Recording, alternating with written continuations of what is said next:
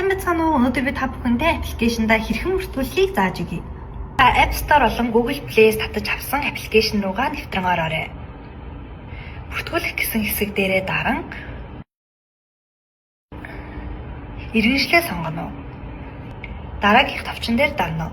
Та өөрийнхөө нэрийг англиар байлгаж бичээрэй.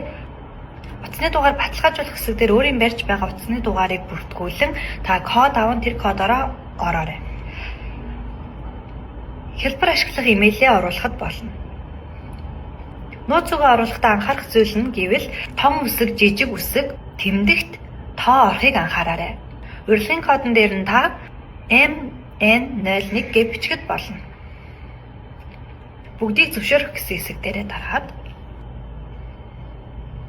ингээд таны анхан шатны бүртгэл нь амжилттай боллоо. Хялбар нууцыг тохируулах нь танд ямар ашиг талтай вэ гэхлээр аппликейшнда нэвтрэх болгондоо та энэ 6 оронтой кодыг хийхэд орох боломжтой. Иргэний үнэмлэхийг баталгаажуулах мөн дансны дугаарыг баталгаажуулах хэсэг нь үлдлээ. За таны нэр бол зөв байгаа. За төрсэн огноогоо бас мөн оруулах хэрэгтэй. За тэгээ оршин суугаа хаягаа та шууд локейшнаараа тааруулчихад болно. Эсвэл бичиж оруулах боломжтой байгаа. Тэгээ нэмэлтээр та өөрийнхөө тоотыг оруулаарай. Гадаад иргэний үнэмлэх, паспорт, жолооны үнэмлэхээр орох боломжтой. Гадаад иргэний үнэмлэхээрээ бүртгүүлж байгаа хүмүүс маань ардлынхаа серийн дугаарыг мэдж авах хэрэгтэй.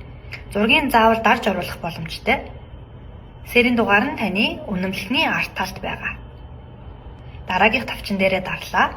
Баталгаажуулахын тулд та өөрийнхөө селфи зургийг оруулна. Ингээд таны хувийн мэдээлэл баталгаажлаа.